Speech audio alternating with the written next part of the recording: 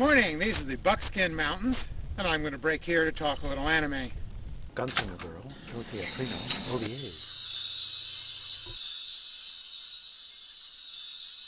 The two 2009 Gunslinger Girl OVAs continue the story previously established in the two Gunslinger Girl TV series. There's no introduction or setup to these new stories, so you really need to have seen some of the prior TV series to understand this OVA, or you won't know who or what the characters are, or how they're related, or what they're doing. These OVAs make copious references to previous events and backstory. Gunslinger Girl is about half a dozen cybernetically enhanced little girls created by a secret Italian government agency as a secret weapon against terrorists. Each girl has a dedicated trainer or handler, a big brother she's been brainwashed to love and obey. The first OVA in this set is essentially a collection of missions to clean up some Pedanian terrorists. One of Jean's old friends, unaware of Jean's secret job, berates him for not seeking revenge against the terrorist who killed his sister, Sophia, who was then Jean's betrothed. Jean and his bionic partner Rico do some wet works before Jean's old friend does something stupid, with a brief appearance by Marco and Angelica.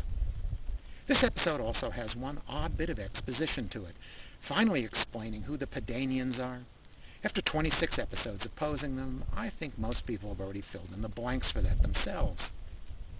The second OVA, Phantasm, is a soft character piece and action-free. Jean and Josie take Rico and Henrietta on vacation. On the ferry ride to Sicily, they pass the bridge that was the focus of the terrorist plot in the previous TV series, ironically now scheduled for demolition. Meanwhile, back at headquarters, a recovering Triella finds that her hard-won victory over Pino in that TV finale hasn't made her feel happy after all. It seems all the hard work and effort from that story arc in that TV series has gone for naught. The vacation is a return to Josie's family villa in Sicily, where he took Henrietta way back in the first TV series. Here, both Josie and John have imaginary conversations with the ghost of Enrica, Josie's dead sister. This OVA is all about Josie and Jean's past and the reason they became anti-terrorist agents with cyborg partners in the first place.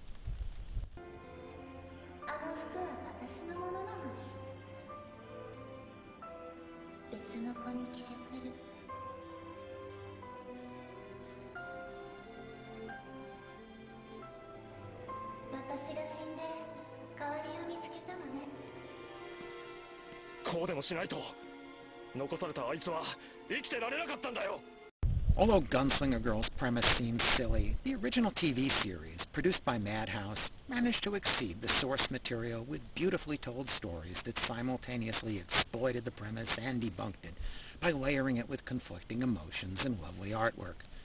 The second TV series, by a different studio, Artland, switched to a more plot-oriented storyline and noticeably inferior art and animation, but it still managed a generally intelligent story arc. These OVAs continue the story following the second TV story where it ended, but without a compelling story arc of their own. Several individual missions are stitched together by some character development, and it concentrates mostly on the adult handlers, Jean and Josie. Divorced from any greater storyline, what these episodes really lack is a true sense of purpose. If not followed by another story, the whole excursion exploring these two background and motivation seems kind of superfluous. The OVAs were produced by the same Artland creative team who made the second Gunslinger Girl TV series, Il Teatrino. It's more or less a direct continuation. The OVAs were written by manga author Yu Ida, so it's no surprise that these OVAs follow the manga very closely. As with the manga stories, the OVAs tell a denouement of the Pino Franca story of the Il Teatrino series. Artland's animation is, how to say this politely, Spartanly economical. This is a strangely empty Italy with no other cars on the road and few other people on the sidewalks and parks, and the few who are there don't move. This economy sometimes extends to the principal characters too. Here's Rico, for instance, wiping out a hideout of Pedanian terrorists from the first OVA.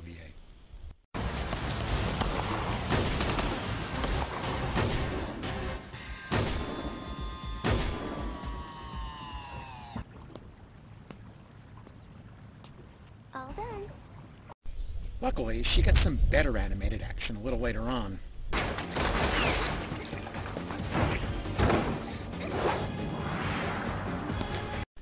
sometimes wonder if simply animating a manga, panel by panel, is such a great idea. After all, I've already read the manga. No, I'm not suggesting wholesale changes, but some of Madhouse's best work from the first TV series was when it added elements to the manga, both in the story and the visuals. Maybe variations of the story, keeping true to the characters and concepts, would be a better idea. In short, if you enjoyed both the first and second Gunslinger Girl series and haven't picked this up already for some reason, there's nothing especially compelling about these two OVAs, but neither is there anything bad. If you didn't care for the second series or haven't seen that series yet, this is very similar. You'll probably like it a little less. I give this OVA pair 3 stars. If you've never watched the earlier Gunslinger Girl anime, don't start here. Check out the original TV series instead. These 2 episodes feel more like material that should begin introducing a new story arc, fleshing out established characters, rather than standing on their own. They feel like they're just hanging out there alone without any context, all armed and loaded and no one to shoot. I guess the OVA series is over, and I have no idea if the series will continue as an animation later. Funimation's DVD has both OVAs at a fair price tag for just 50 minutes of video, and they included another of the Japanese voice cast Omaki programs from the second series. That latter is silly. There's a reference in the second OVA to the New Girl, which would be the Petrushka story arc that follows these side stories in the manga. I wonder if that's planned for animation someday. I don't suppose there's any chance it'll go back to Madhouse. Thanks for watching!